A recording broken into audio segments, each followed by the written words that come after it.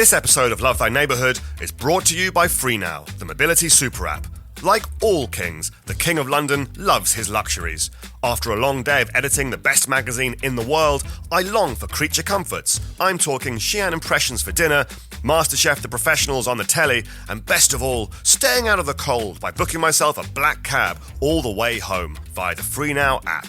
What can I say? The king likes his treaties. Feel free now.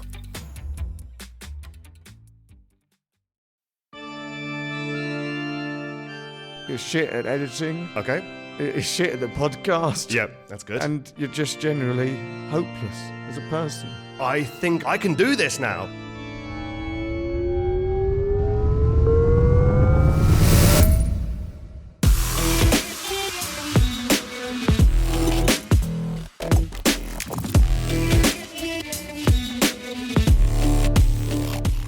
Good afternoon, good evening, good whatever. My name is Joe McIntyre, the big dog of Time Out London, and you're listening to Love Thy Neighbourhood, Winter Moon, the podcast in which someone who is a salt of the earth diamond geezer shows me a toe rag around part of London that means a lot to them.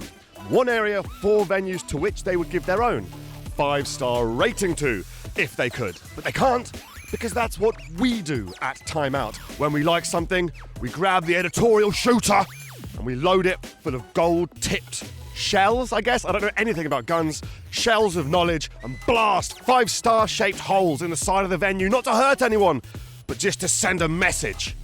And today, we're not in the East End, although this is famously, I think, where the Krays learned to box in some godless basement. It's Fitzrovia.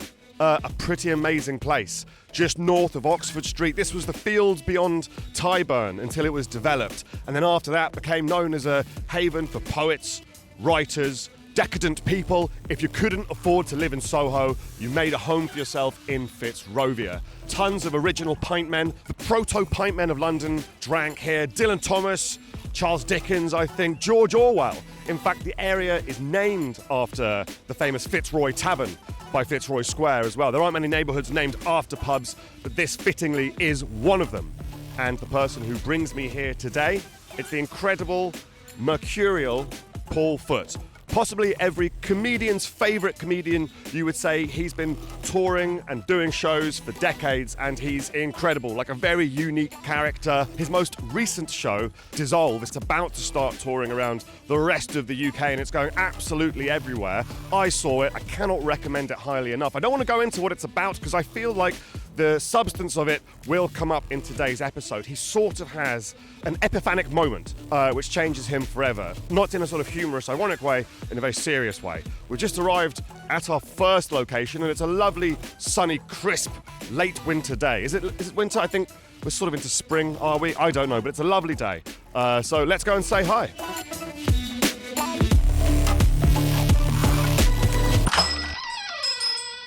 Mr. Paul Foot, where are we and why have you brought me here? Well, we're starting here in Cavendish Square, which is very near to Oxford Circus. So today, we're going to be walking all around one of my favourite places, Fitzrovia. It's also one of my favourite places. It's that bit that's north of Soho, and no one's ever heard of it. You know, No. It's one of those undiscovered bits of London. What drew you to it? What made you choose it? Well, I've got a lot of, quite a few links with Fitzrovia.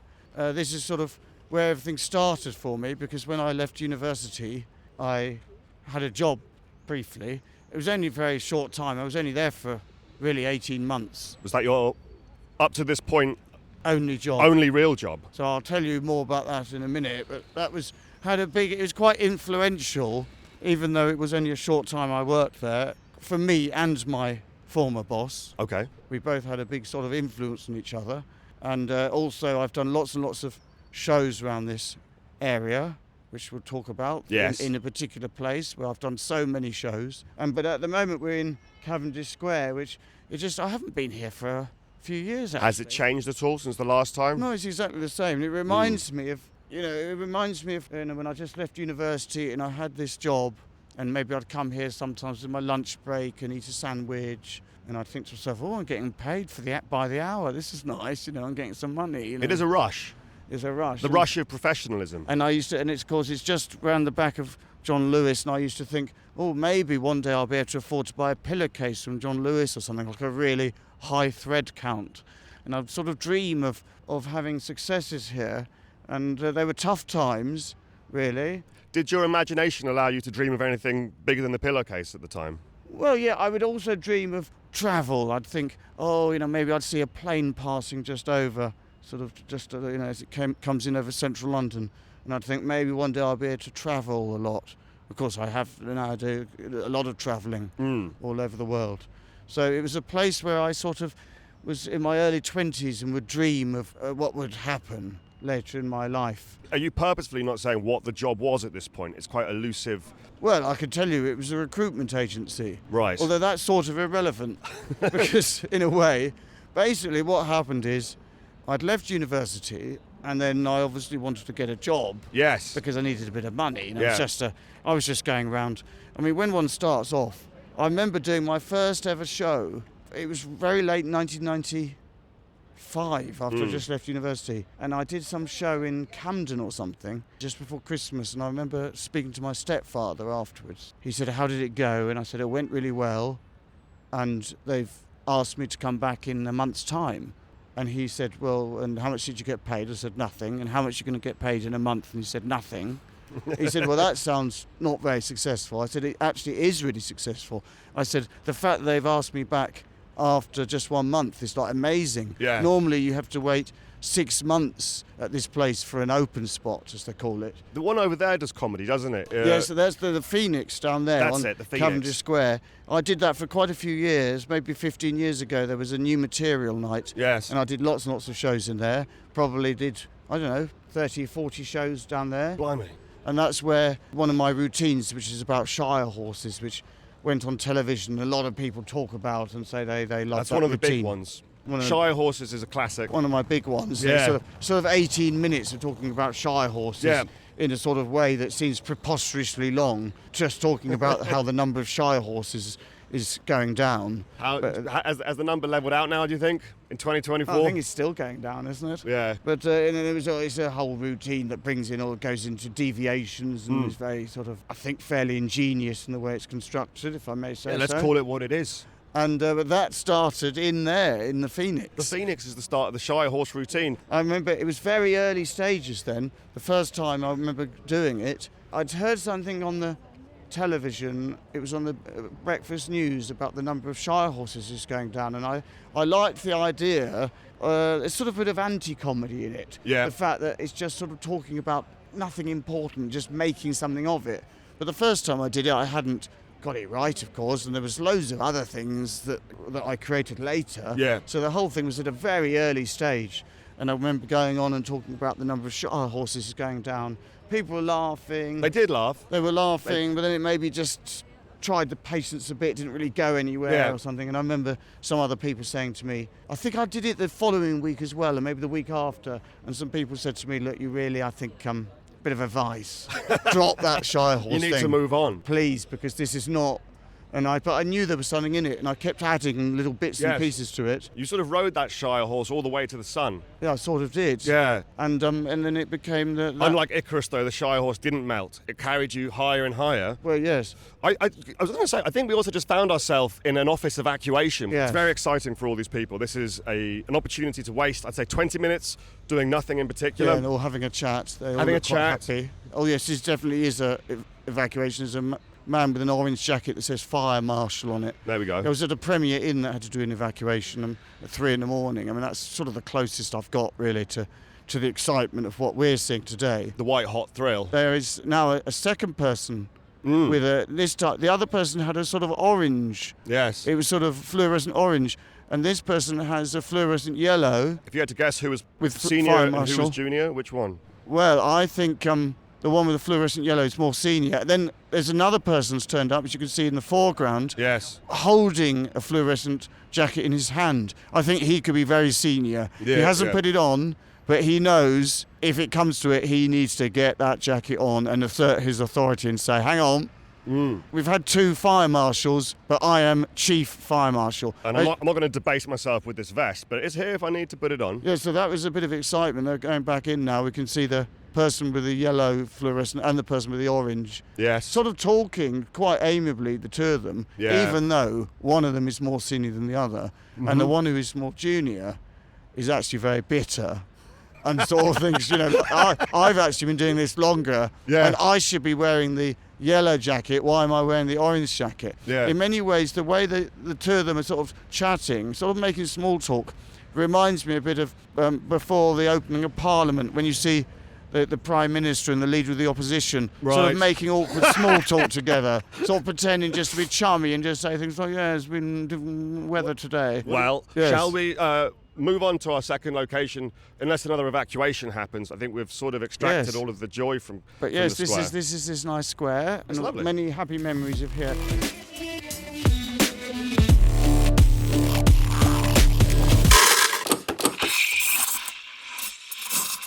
So it's just, I'll tell you about the job. Yes. So I went for the interview, and we did talk about the job that he was offering, and I remember just talking and saying, I'm really interested in administration. I'm fascinated by admin.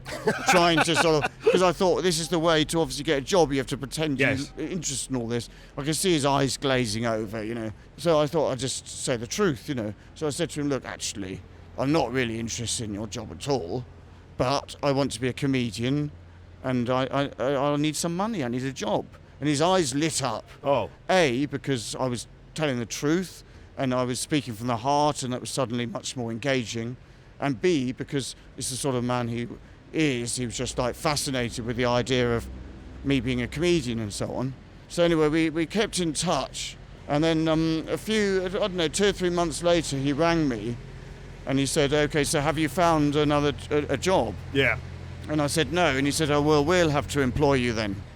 So It's hardly a glowing recommendation. it was weird, because in a way I didn't want to do it because I wanted to be a comedian, and there was this bit of, I think anyone who has done a day job when they've got another passion will understand this, that bit of you that just wants to do the other thing Right. and sort of resents the fact that you're having to spend your time doing something else. After about 18 months, I was sort of ready to sort of turn professional by Right. then. And I said to him, I'm probably going to leave soon because I'm getting quite a bit of work. But then one time I did some drilling, but I had no experience of drilling. I bought the drill myself. We just moved to a new office just around the corner, and I had to do this drilling. And I managed to make a complete mess of the wall and break bits in it all that made a big hole in the wall. Yeah. And I also made a massive hole in the front door that meant that whenever the landlord came subsequently, they had to put Tipp-Ex over it and hope that he wouldn't notice that I'd done major damage to the door. Anyway, so at that point, I left a message saying, look, I won't charge for today's work. And also, probably time I resign now. Yes. But anyway, the kind of joke is, because we've become friends and we see each other every few months, and the kind of joke is that he always says that I was sacked, and I always say that I resigned. And Right. we have great long dinners for hours on end discussing whether or not I was sacked or whether I was But resigned. you're going on the record to say you did in fact resign, even though you broke the office, smashed the door. Well, that's what I say. But then whenever I go into the office, he always says, oh, Paul, he says, and then he says, he introduces me to all the new staff, and he says, this is Paul, he used to work here, but he was sacked. Yes. And so it's all like that. It's all- Well, maybe for him it's like a narrative. He's hung on to it for so long, it's become true in his head. To say that he sacked Paul Foot is a better story than Paul Foot used to work here than he Well, yeah, left, it is. I suppose. We're going to go in now. Well, let's also say we've just arrived at our second location. Do you want to say where we are? Yeah, we're at the Langham Hotel. Yes. Well, I think we are. It doesn't actually say that This on the is the entrance. this is the restaurant thing attached to it. But let's pop inside. Yes. Oh, how lovely. We're sat here in the wonderful restaurant of the 5-star Langham. It's a lovely hotel. Yes. What is it you like about this very expensive, comfortable, luxurious hotel? This was the first time when I just started that job with Julian. I think I'd only been working like 2 days, but I was still invited, obviously, to the Christmas office party. And it was in one of the restaurants within this hotel, and it was ever so posh. And I'd never been in a place like that before, it was all sort of like, and I kept thinking, isn't it expensive? And gosh, how do people... I was just overawed by it. I was 21, I just left university. I was just like, wow. Yeah. And You there were was still this- dreaming of the pillowcases in John Lewis. Yeah, I was exactly still dreaming of that. It was all like so new to me. And there was this thing where, because it was near Christmas, it was all like roast, and it was all like all sliced on a posh platter with like a gravy, and they would like have a, not forceps, that's what you use for Tongs? yeah, forceps is really for delivering a baby. It's what you grip the baby's head with, yeah. Yes, this is tongs. I think so, yeah. Yes, which you wouldn't want to use. Yeah, you've got to use the right equipment. It's not a mental image I particularly want to play around with, but yes, carry on. And it may well have been forceps because the waiter turned out to be rather clumsy. 'Cause it was really, and everyone was, it was also rarefied. Everyone was sitting there saying, muttering, small talk. And then he was like, he came over, okay, and there was like food for everyone at the whole table. All like these slices with all this on this platter. And then he went to put it on people's plates, and then it kind of slipped off his hand, and it went all over. There's someone who works at the office. It went all down her dress, and there was just like duck went all over the floor. It's never not funny It was when... gravy everywhere, and she screamed, and everyone just went all quiet for a moment. Even in that really posh place, everyone went really quiet just for like 2 seconds until they realised what happened, and they just went back to muttering. And this waiter was just immediately removed. A bit like, I would say the equivalent is like if there's an air traffic control mistake, even if it's not a fatal one, even if it's just somewhere they say, look, that came too close to that. That came in. There was not enough separation between those two aircraft. Immediately, there's no questions asked. Yeah. That air traffic controller is just removed from duty, Taken out back, taken and shot. out, so they can be debriefed and discussed, and they can be retrained, and Yeah. someone else comes in. There's no time for anyone to say, no, it's all right, I can do it. No, you've got to be dealt with in the same way this one was just taken away. We saw him receiving a real, absolute bollocking. But it's not Quite his sad, really. fault, though, is it? It's, anyone could slip, anyone could drop anything. He just happened to do it in the Langham with a load of hot gravy. I know. And then the person involved, she had to have like her dress, she had to go into like a room, and someone had to like sponge it and then dry it with a hairdryer, Yeah. and it took like 20 minutes. I can imagine the smell of meat wouldn't have left her for a while.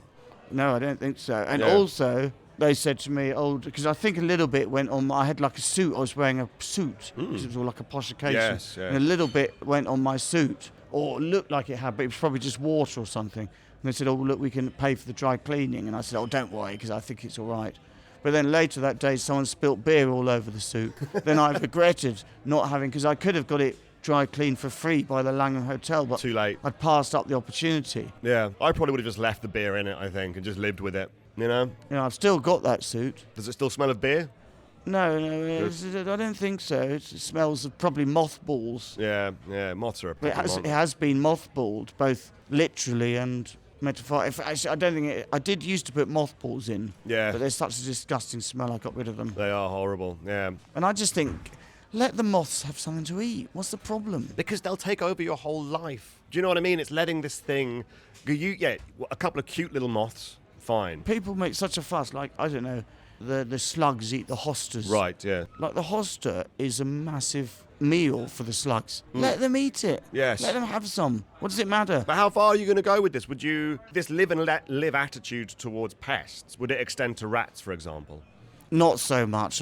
I used to have rats in my loft, Okay. and it was rather creepy and horrible. And I used to hear them scratching because they were trying to get somewhere warm. Yeah. They were scratching right above the ceiling, so I was asleep, and it felt like they were right there above me, scraping away. I Also- wasn't so keen on that. No, but they've turned up at your house. They've heard about the sweet deal that the moths and the slugs are getting. They think this guy's a pushover, and then they're locked out in the attic. I know. And One rule for them. And then the rats also got all the way along. They got into other people's houses from my house because it's a terraced house. And then everyone was blaming everyone else for how the rats were getting in. And I was saying it's much more likely in this other person's house because they had a thing with the eaves and it could get in that way. Yeah, you were rat shaming them, but Yes. you knew the truth. Yeah, and then I had to have my passageways probed professionally Okay. by experts with a camera to probe them. It was like a fixed fee, but it took them quite a lot longer to do than they thought. It was technically more difficult, Yeah. and it took actually several hours. It was supposed to be just like an hour, but it took a few hours for them to do it because it was quite complicated. So in a way, I felt like I'd got value for money. It sounds like you did, yeah. But It didn't really matter. when it's a huge amount of money or whatever, you just got to stop thinking about it as money, really. I mean, just it's a bit concept. like, let's say you pay £50 for a meal Yes. in a restaurant, and if you have a really good meal and then you're violently sick afterwards with food poisoning and you bring it all up, So this is a very but interesting... you've got good value for money. That's an interesting metaphorical point. It's like if you've brought the meal up again, you haven't really absorbed it into you, No. have you? Its nutrients aren't in you anymore. Have you got value for money? Yes, I think you have. Whereas if you have paid £50 for a not very good meal that was just forgettable, and then you were also sick and brought it all up, you haven't got as good value for money as the person who ate the oysters, the caviar, Yeah. the lobster, and all that. I So mean, you're saying with a meal, you're paying for the flavour and the texture. Everything else is by the by, basically. yeah, that's interesting. Yes, it doesn't really matter. I mean, it's better if you don't Yeah, throw it up, but that's it's what I always say. but that's a bonus. As far as I'm concerned, it's the meal, the occasion. Yeah, and then if you get to keep it in your body, all the better. Exactly. Well, shall we move on to our third location? Keep walking? Yes. That sounds good. As the editor of Time Out, I don't have time for romantic relationships or even meaningful friendships. The one true love of my life is and will always be the great city of London. Every day is a waiting game until I can get out there and be with my grimy, smog-charred beloved again. And traffic needn't keep us apart.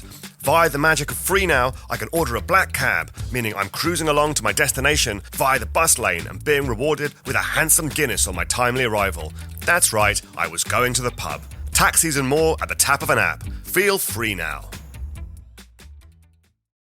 Yes, it looked nice in there. You look very nice. Yes, it was nice in there. It was a shame in a way that we were in a little side bit on our own and that we didn't have anything to drink or talk to anyone. Well, yeah, they put us like lepers. It was nice of them to let us in. It was. They took pity on us, and now we're out again onto the streets of Fitzrovia. I have to ask, you know, talking about pests, would you count yourself as a friend of the foxes? Well, the foxes, I do have, there's a few live near my house, and I sort of say hello sometimes when I go. And they're very bold. They just literally walk past. If I'm sitting outside my house and they walk past and I just say hello, and they just actually just stop. Yep. They don't say hello because they can't talk, but they literally just stop and look at me, and I say, hello, how are you today? Yeah. And they sort of look at me, and then they just go off. Well, that's saying hello in a sense. They think you can't talk, probably. They probably, yeah. So, but what I'm not so keen on is the stuff they do in the garden, which is absolutely disgusting. Oh, I see, yeah. Effluence. Effluence. Then you get this thing of they do one, then the cats do one to kind of show. It's not the most sophisticated thing, is. I mean, sometimes people say, oh, humans aren't very sophisticated. In a way, we're not very sophisticated. In a way, we still live with war all around the world, conflict, Yes. people are angry, and there's so many issues people have, all that sort of stuff. Yes. But on another level, you think, well, we are. If you compare it to, like, in my garden, a fox does a crap there, and then the cat has to do one to show that it can also do one marking its territory. I've just done a shit. Oh, I'm the fox. I've done a shit near where your shit was, but to show that I'm also. And then the cat does one. It's not very sophisticated. We don't do things like that, do we? Well, not at the moment, but how far away from that do you think we, give it a couple of years, if things go particularly badly for the human race, I can imagine us being back in that sort of a mindset again one I mean, day? it's possible, but I can't see it. I mean, we were just in that very rarefied, posh hotel. I mean, I can't see any of those people. I can't see that any of those people are just going to walk away now having just done a shit on the chair. I would Yeah. go so far as to say Yeah. that in that hotel we were just in, Yeah. that in the loos, I don't think there would even have been even one time when someone just did a shit and didn't flush. A single person has never done that there. No, they would always, those people, they flush. We're going past a few of the post office where I used to go and buy stamps. Oh, nice. That was one of my jobs, sometimes buying stamps in those days when they were all just like physical things. More Plan, which is all like office stationery. More plan on Great Titchfield Street. I used to go in there to buy stationery for the office, and like a load of ring binders and things like that. I mean, I remember one time, it was all so exciting. I love stationery, I still love it. Yes. I'd sort of go and buy like a proper ring binder with all the little plasticky things that went in, and maybe like a smart sort of foldery thing that had a little elastic thing that kept it closed. And, Yes, And I yes. think, oh, this is my things with a little notebook that went in it for me to make notes. Yeah, the order is nice, isn't it? Well, this is a very strange window display. If you had to describe this. Yeah, this is not at all what I was expecting. It's there seems to be lots and lots of coat hangers and shopping baskets And a huge... and nets. and a surfboard. It's a sea. Oh, Let's what try it- and make sense of this. It's all about not making too much plastic waste. So instead of displaying their wares, which Yeah. would be ring binders, the plastic thing that you put things inside and that opens and that has holes down the side of it. That is Plastic- the technical term, yes. The plastic thing with the holes down the side of it where you put things in, as well as, of course, the plastic thing that you... It's a totally separate thing. It's the plastic thing that looks like paper but is actually laminated with plastic that you put in between things, but you can't put things in it. That is also its name. And also, occasionally, the plastic thing that you can't put things into it, Yes. but it is see-through, and you can put it in between things to separate things from each other. Is that the only function the last one has, is to separate things? Separate things, but you can see through it. Okay, yeah. So you could say, oh, well, that separated that, but looking through, I can see what's in the next bit. Oh, it's the accounts for the final third quarter, and then in the next bit, that's the sales figures for the Yeah. But I first don't need quarter. to access it yet. I can just Don't see need to through the access it, it's separator. through the plastic. It's through the plastic, safe. And of course, there has the holes down the sides, which is designed for the standard ring binder, Yeah. but also for the lever arch file, which has the things in a slightly different position, so Oh. it can also do that. So Yeah. the point I was making is that's a long way of saying Yes. that that's all plastic. All the things they sell are made of plastic. Yeah. But ironically, they have a thing to explain to you why we should use less plastic. Yes. And there's a sort of surfboard thing Yeah. with netting around it. I don't know what that means. It's as if someone has got, Someone's captured a surfer. or a surfer's been swept to their death, and You've attached a very grim narrative to the surfer. We think he might have come a cropper by getting too close to the recycled plastic baskets. or it might have been that he died, but was himself recycled. Oh. and has been made into Plastic. plastic. So you're sort of you're going through maybe you're at the important board meeting and you say, yes, I just want to appraise you of the quarterly sales figures. They're very encouraging.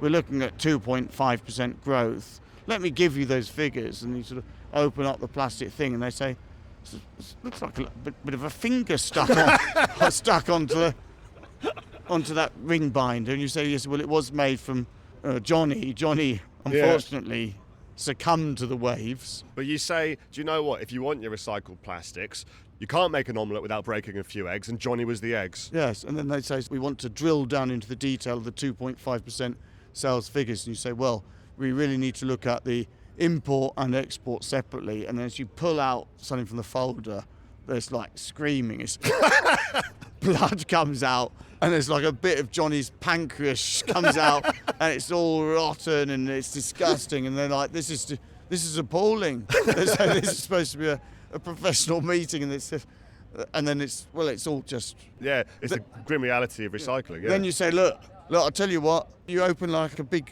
case, Yes. and you say, look, in this case, I've got all my samples. Yeah, I've got my samples from my sales, and you open it up, it's all just guts all pours out. You've taken the wrong bag with you. It's just Johnny's It's- viscera.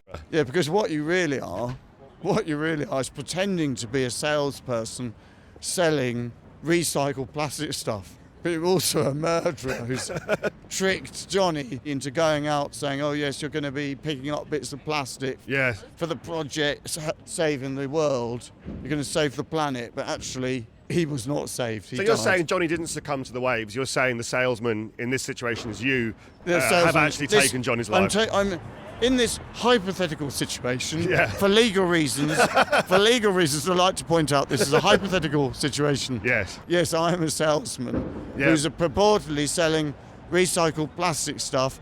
But yes, I admit it. I did encourage Johnny to go out on his surfboard. I was disguised as a mermaid. And yes, By the way, I'm just blithely following this man. I don't know if he yes, knows I think where... we're going the right way. We are I know where going we're the right. Okay, yeah. Yes, Silly I of me know to where. doubt. I know this is my area. Well, this is my. I love this area as well. And Yeah, well, you say that, and that really irritates me because you say that, but you obviously don't. You don't know the area. You don't know where we're going. You weren't even sure we were going the right direction. And you say, yeah, I love this area, trying to sort of curry favour with me. Ingratiate myself. And to sort of make it sound like, yeah, I'm engaged in this as well. Yes, it's all part of... That is but you're not. a very unkind reading of my comment. I think it's valid that I would like the area and yet not know where this next place was. Yeah, that's okay. Fair enough. Yeah. I realised now I was too harsh on you. Oh, I'm glad to have been And in forgiven. fact, I'm the one now who has, instead of creating an atmosphere of bonhomie and goodwill, It's become ultimately hostile. hostile, and I have sacrificed goodwill Yes. for the sake of making a petty point. I accept that, and I accept that obviously my chances of ever being invited back on this podcast have obviously evaporated. I mean, that's... No. I think if we get more sponsorship, more money, Oh, yes, sky's 'cause- the limit. Yeah, at the end of the day, it's going to be the money that's It's the money, Yeah, yeah. and you're going to say, that bastard, I really didn't get on with him, you know, He was through ho- gritted teeth. But He was horrible, but he did. We've the got- sponsors loved him. yeah, the sponsors said, look, if you get Paul Foot back on, you're going to get a Ford Focus. Yes. And you're going to think to yourself, I'm going to get a free Ford Focus. I can't for drive, you but it'll be personally." useful. Yeah, I mean, you could just sell it or whatever, and you're Yeah. going to just think, it's a Ford Focus. Yeah. But it's 2 hours with a disagreeable man with arguments, but it's worth it for a car. Yeah. It's worth 15 grand, you know. Well, we've just arrived outside of our third Yes. location. And Pierre d'Artet is my favourite restaurant, and you barely notice it because it's very, like a lot of these very posh restaurants, very Yeah. understated, The frontage is Yes. quiet. very quiet. Yeah. Pierre, it's a French restaurant, I presume, because the Yes, French it's name. Yes. We're just walking past the Michelin 2023. Just touch it with my hand. There we are. Yeah. In we go. Hi, good Hi there. afternoon. Good afternoon. Hello, how are you? Yeah, very well, Yes. thank you, very well. There we go. Thank you very much. Yeah. What is it about extremely high quality, beautiful restaurants that you like? Value for money. Okay. Because I always think you get the best value for money in either very good restaurants that are expensive, but you get very good food. You pay more, Whether You it pay. stays in you Or or out, out afterwards. but you get very good food for not a bad price. Yeah. When you think what you're getting, which is incredibly good food, you also get good value at the low end when you have just a cheap, very cheap meal. How low are we talking? The lowest? Yeah, sort of. Roadkill. or even worse, you know, Pizza Hut. Yeah. Where you get the worst value is in that middle ground, the with you. sort of Cafe Rouge, Okay. these chains, these sort of. You pay quite a lot. It's not cheap. No. And you get a forgettable meal. So you would pay twice as much in here, or maybe 3 times as much, but you'll get a meal that's much better than twice or 3 times as good. Yes. It'll be a fantastic meal. Would you sooner just not eat than go to some middling place that's very expensive? Would you be that bothered by your own hunger, or would you just shrug it off? Well, I mean, I wouldn't come to a place like this all the time because it's probably not the healthiest. I mean, they do a lot of work to make the food absolutely delicious. Yes, yeah. But they're not. It's probably not designed for you to eat like that every day. You'd be taking in a lot of butter, I I mean, imagine. when I've had meals in places like this before, and they're normally kind of tasting menus, and you have several courses, and they're quite small each course, but it gradually builds up until you're completely full. But there's so much butter and all sorts of stuff. It's very good food. It's very rich. Oh, it's yeah. full of nutrients. I often don't eat for 24 hours afterwards. Yes. Because I've just got so much. My body's just saying, yeah, great. I've All the got nutrients that are there. all Yeah. those nutrients. Now, I remember one time in here, because we're going to have champagne, and one thing you might know about me or might not know, it has come out into the public a bit, which is a good thing, is that I've never burped. I knew this, and I was going to ask about it. First thing, how's it going? Have you learned to burp at all? Not yet. No, I haven't. I'm going to have a thing where they're going to put Botox into my Into your throat throat. to allow it to do a When- normal human burp. When I say they, it sounds like some sort of charlatans. It's Yes. a highly qualified ear, nose and throat consultant. Okay, yeah. Surgeon is going to do it. And it's supposed to then relax it. And although Botox only lasts a few months, it disappears after a few weeks or something. It in about 90% of cases does something that just relaxes it permanently. And then if necessary, it can be done a second time. But so far I haven't had that done because it might affect the voice, and it's important for my job. So I have to find a time when I'm not working for 2 weeks. So it's all taking a bit of a while to do. But Well, I mean, that's I think it's a whole second act for you yes, as a burping but we're man. about to have the champagne. But one time I was in here it was a very nice person who was the head of Paramount Comedy at the time. We came here one time, I remember, and it was ever such a, because I can't burp, there's all the champagne and the rich. Yeah, you know, that must be painful. And so I'll just explain this first. So people who can't burp, they all have different methods. Some of them just get it all stuck and they're just in pain. no Some of them it comes out the bottom end, and some of them have to put their fingers down their throat. But in my case, I sort of have to go to the loo, and it's a huge sound comes out of me. It sounds like I'm throwing up. I'm not, but it sounds like that. It's And almost, well, when you've described it, it sounds sort of like a super burp. Yeah, Like it's- But it's more like a retch. It's a yeah. very violent sound because I haven't burped, so it's Yeah. a very violent thing. Yeah. It must feel fantastic. It feels great because then it's just I've released all the air. Yeah, wow. But obviously, what I'd like to be able to do is burp and just let it just out gradually, either completely silently. You can do silent burps apparently. Yeah, you can, But yeah. I've never done a burp either silent or non-silent, so I don't know, etc. Anyway, so I was having this meal, and it was all lots of courses, all the richness of the food, all the wine, it's all in there, all that. And so at the end of it, I'm just so full. And then we've had a lovely meal, and we come out. We're just literally outside where we were just now when we were coming in. And I say, well, I'll be off anyway, because I'm desperate for this release. I'm all full, and I know there's going to be this huge sound is going to come out of Yeah. me. And I just need to let the air out. And she doesn't know about this. In fact, at the time, I didn't even realise this was because I couldn't burp. Do you think all people did that?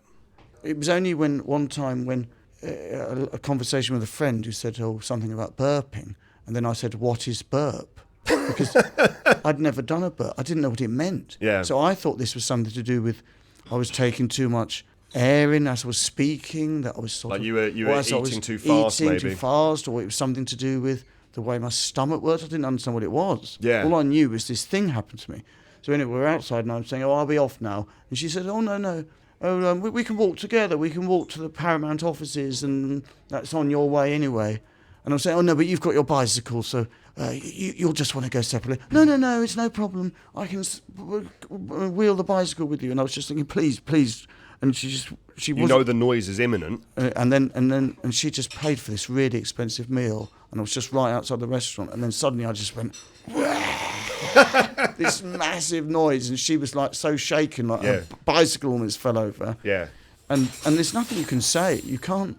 I mean, what can you say? Well, we've just had the food gently placed down in front of us. Do you want to explain what we're looking at? Yes, well, we're having some canapes. We've got mortadella. You're not mortadella, you get from the Tesco value range. Very much not. No, it's very much made in-house by a top mortadella expert with all the pistachio nuts in, and looks beautiful. A mortician. A mortician. And then it's like an eggshell, isn't it? And there's a thing inside it that I can't even remember what the lady said, but it was like something delicious with oregano in it or something, and Yes, some sort yeah. of mousse.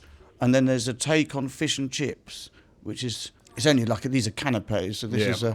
is a potato chip, very crisp and thin, seafood powder. Yeah. And it's got little flowers on, and it's got smoked trout roe.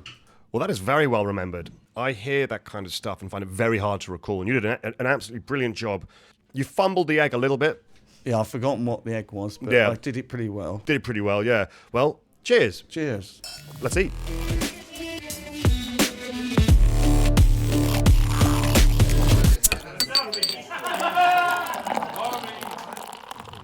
Well, that was A very delicious meal. A spectacular Yes. lunch. As I say, the quality of the food, it's a lot better than Bella Italia, isn't it? It is, but I feel bad about sort of denigrating other places. Do you know what I mean? Yes. It is better. Pied à terre, It is. top of the food chain. Is at the top of the chain, yeah. I reckon it probably In is. fact, it isn't a chain.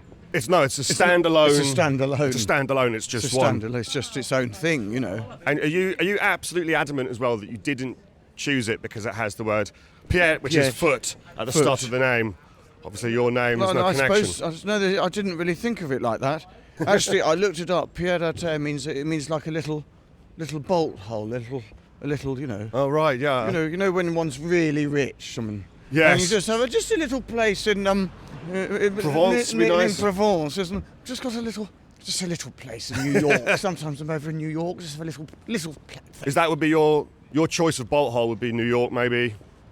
Well, no, I'd like to have one in Sydney. I like Sydney, Sydney's good, yeah. but I don't have a bolt hole. I only have, just a hole. Just a hole. That's where I live. Standard hole. Yeah, The thing is, just a- people that have bolt holes probably don't want the world to know about their bolt holes because it's where they go to get away from it all. So you may have a portfolio of bolt holes that we're not even aware of, and it should be kept that way Yes, as well. in many ways, what I'm saying could be I get confused between a bluff and a double bluff. But anyway, one of those, it could be that actually I do have a series of bolt holes. Yes. If I were to deny having a bolt hole, that's a bluff, isn't it? That would be a bluff, But yeah. if I said I've got loads of bolt holes and you think no, he's lying, That's either a double then bluff that's a double bluff. or a grotesque boast. Yes, One or the other. one or the other. Yes, Well, we've just arrived extremely quickly at our fourth location. yes. Do you want to say where we are? It's the Wheat Sheaf. It's a pub. It's quite old, as you can see, very old windows and stuff. And Dylan Thomas used to drink here, and George Orwell did. It's got a lot of history. And this is the venue where I've probably done more shows in this place than any other place. Because comedy goes back years here. There used to be a thing called Guilty P that went back maybe 30 years before I even started. So I used to do gigs then. And then there was some other Yeah. incarnations, and then there was someone called Ivan Stewart, the comedy referee, and he ran a comedy night here, and I used to perform in it nearly every week. This And is where Shire Horses really took this is where took Shy flight. Horse took flight, and Yeah. then after that, it was the 99 Club, and I was the resident headliner on a Saturday night. Amazing. And we used to do more than one show, like two most nights. So I did that for years and years. This is where you got your 10,000 hours in. Yes, and Your then Beatles in now I Hamburg. do my secret shows in here. So Oh. I've done hundreds and hundreds of shows in here. Well, they won't be secret after you've just said it on air. They've got a new carpet indoors. They do have a new carpet. We're entering the Wheat Sheaf now. It's lovely inside. This is where my stage is over here, where I perform. Paul is gesturing at a large empty space. And I've actually brought with me, because I thought it could be interesting. Oh, yes. Oh, my goodness. This is my book, and it doesn't normally come out of the house. And it's a book of every single show I've ever done. Wow.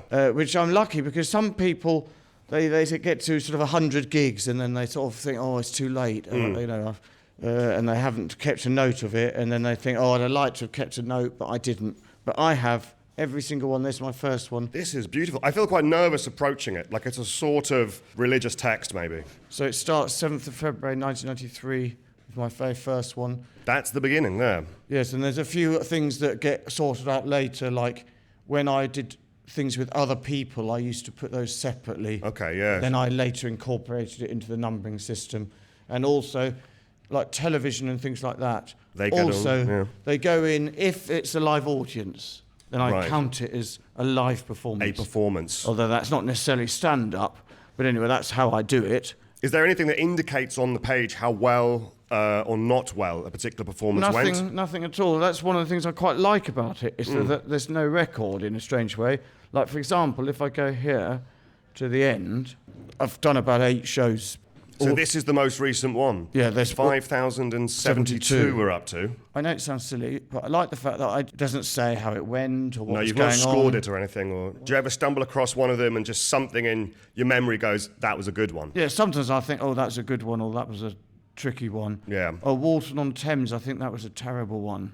I have a vague recollection. What was terrible about it, do you I think? think someone was heckling and it was really unpleasant. You must have fielded your fair share of heckles in this very room. Oh yes, loads. I think non-comedians are obsessed with heckling because they wouldn't know what to do in that sort of a situation. Yeah, that's probably the most common question I'm asked, which is always, oh, how do you deal with hecklers? I suppose that people think that's the most frightening thing. Yes, people's only experience of public speaking normally is like best man speech or presentation at work. And the idea that someone you're giving a best man speech would like look you in the eye and go, this is shit, while you were doing it, I think freaks out normal people like myself. Yes. Yeah. So let's ask the most common question. Do you have a sort of mode that you would go into with heckling? I mean, the answer is, for a start, now with the things I do, going to do shows to my own audience, it's very unusual. Sometimes you might get someone who joins in a fun way. Occasionally it might go over the line and it becomes a bit too much. But, that's one thing. But actual heckling of people saying,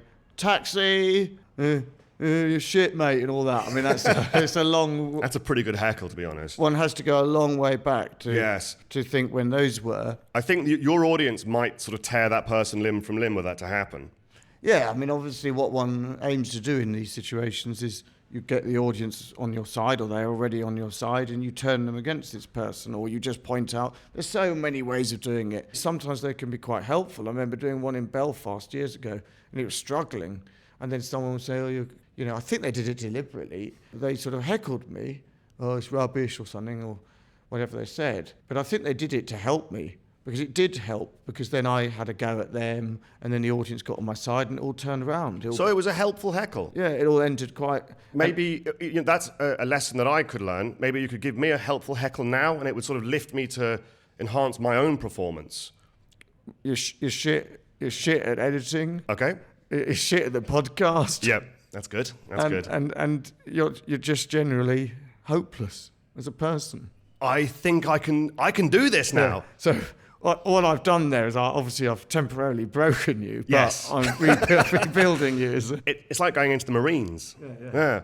Well, at this stage in the proceedings, we like to sort of broaden our focus away from Fitzrovia in particular and talk about London as a whole. But I want to ask you about things that you like in London, things that you would give your own 5-star rating to if you could. Yes. So my first question is, do you have a 5-star pint, and where would you drink it in London? Well, I think I've never been into pints, like pints of beer. So when I have one, it's always like a craft one, and it's normally got like it's got strawberries in it. I see. I need strawberries or lychees or passion fruit sort of flavouring in the beer so that I can appreciate it. Something sweet. Something sweet. And where would you drink your sweet beer? I think I'd drink it in here. Right here in this the Wheat is such Sheaf. a great environment in here, and it's just so... It is nice. And it's so old, and I like it. Do you have a 5-star tourist attraction? I think it would be the Monument. The Monument, Yeah, okay. because no one, people... I mean, everyone's heard of the Monument tube station, but hardly anyone goes to it. And you have to walk up all the steps. I'm ashamed to say I don't know what it's a monument to. Is it War Dead? No, it's Fire Dead. Oh, okay. It's where the Great Fire of London started. Oh, okay. It's supposed to have started just right where the monument is. Okay, yeah. Do you often go there and think of all the people who perished? Yeah, I do. I think of those people in 1666. Yeah. Just 600 years after 1066. Yeah. I think they would have probably been thinking, 1066. Think of all the war dead from 1066. But we're all right. 600 years later, there's no danger to us. We're fine. Yeah. 600 years ago, there was this terrible Battle of Hastings. Long in the past. Yeah. It's 1666. It's a happy time. 1665, not so good. The plague. We got through it. It's all fine. Suddenly, a fire starts up. Well, not just any fire. The Great Fire of London. To me, the greatest fire.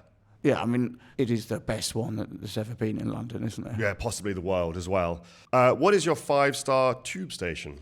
5-star tube station, I think, would be Regent's Park. Hardly anyone ever goes there. And you can go up the stairs, which is good exercise. There are lifts, but I like to go up the stairs. It's good exercise. And it says, this has 148 stairs or whatever it is. Use only in an emergency. I like that. It's not an emergency. I mean, I want to exercise my heart. Also, it's like a challenge being issued by the station to you, saying, don't do this, Paul. Yeah. And you say, don't tell me what to do. I'm doing it. I'm absolutely I'm going up those stairs. Yeah. And also, if you're on the tube station and if you're going to Marylebone Station from Oxford Circus, you can get on and stay near the doors, and everyone thinks, that's silly, why is that man staying near the doors? But then you come into Regent's Park, they think that's silly, he's blocking the doors to Regent's Park. What they don't know is that no one ever gets on or ever gets off, so you're not really blocking it. Then what they don't know is that when you draw into Baker Street, it's the opposite doors, so you're not in the way, you see. And then what they don't know is that when you come into Marylebone, you just turn around and you're at the right doors. Do you turn and give them a little wink as you go? Yeah. As if to say, I know what you were thinking. Yeah. Sorry. You thought I didn't know what to do. I knew exactly where to stand. Exactly. And you moonwalk off the tube carriage, giving a little salute as you go. Okay, well, what is your 5-star park in London? 5-star park, maybe sort of like St James's Park, near there, which is not many people go to that park, and it's sort of that amazing view over to the Foreign Office or something, and it looks like a kind of castle. I was literally going to say the same thing. I know the exact view you're talking about. It looks like you're in Disney World. Yeah, or it looks something. like Disney World. It looks like so fantastical. The first time I saw that, I remember just standing there thinking, what the fuck is that? It Yeah. looks so unlike anything else in London, and it's sort of framed by the trees Yeah. above a lake. It's framed by the trees, and you've got all of that Westminster there, and you get it just at the right angle, and it looks like some fantasy world. It's amazing. So I yeah. like that. Do you have a 5-star venue? Sometimes I go to the cinema, and I go to that cinema that's on Shaftesbury Avenue. No, not Shaft, whatever that's. Can't remember. One of the streets. One of the streets of London. Just not far from Chinatown, the other side. Probably A Shaftesbury. Curzon Cinema. The Curzon, yes. and it's has all sort of very sort of strange artistic things on, like not the normal films. It shows, No, you walk in there with a sense of smugness and superiority. Not for me, the multiplex. Yes. I will have a glass of red wine and watch this impenetrable modern art house film. It's normally quite impenetrable. Once I went there with a boyfriend, but things were going through a bit of a rough patch. So I thought, well, if we go to the cinema, we could maybe, a couple of things might happen, Ooh. Maybe that's not the cinema for that, I would suggest. But Well, it carry on. wasn't, because we watched this film and it was Björk, who's that singer in Iceland, it was acting, and it was all about how Björk, the character she was playing, was blind, and she was accused of a murder she hadn't done, and she was framed for it, and she had a daughter who relied upon her, and then it was all just got worse and worse, and in the end she was hanged for the things she'd never done. It was so depressing, and there was never, not one time in the whole film was there a moment just to put my hand In the vicinity. in the vicinity of his hand. That's all I course. was going to do. I wasn't going to go further than that. And I understand that. Yes. Yes. It wouldn't even have felt appropriate. The thing was absolutely relentlessly. He'd have looked at you with utter horror in his eyes. Well, Paul, thank you very much for our wonderful day out. I hope yes. you've had as much fun as I have. Oh, yes. Are you talking to me? At the Yes, moment, yes, I yes, am, yes, yeah. yes. That was another one of your famous heckles. What, are you talking to Yeah, me? you're talking to me. And I also feel buoyed by it. Yeah, I love that expression, are you talking to me? Like when people don't like someone and then someone addresses them. Are you talking to me? Yeah, it's a good one. I really don't like you. Don't talk to me. I love that. Which is exactly what you just did to me as Yeah, well. yeah. Excellent. To help to break you down, but to rebuild you. When does the rebuilding start, by the way? It's negotiable. Oh, Obviously. God. I'm going to remain broken down for You the do have foreseeable. to pay me quite a lot of money.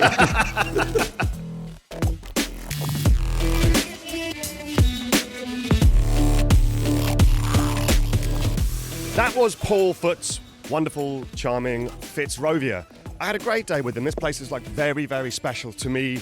I grew up walking around these streets a lot, and it's amazing to think he was probably working his first job back there, going and buying stationery, being slightly obsessed with different types of filing and plastic sheets when I was here as well. It was wonderful to hear his reminiscences. And if you want to see him do his thing, and I strongly suggest that you do, check out Dissolve, which is his new show. It's currently at the Soho Theatre, but by the time you listen to this, it'll be wrapping up there. And he'll be touring it all over the UK for absolutely ages, no doubt coming to wherever you are. Apart from the 2 weeks where he's hopefully going to take a bit of time off to get his throat Botoxed to allow him to burp like a normal boy, which is what we all want. I hope you enjoyed today's episode. If you did, please give us a 5-star rating. Please leave a review if you can. Until next time, love thyself, love thy neighbourhood. Cheerio.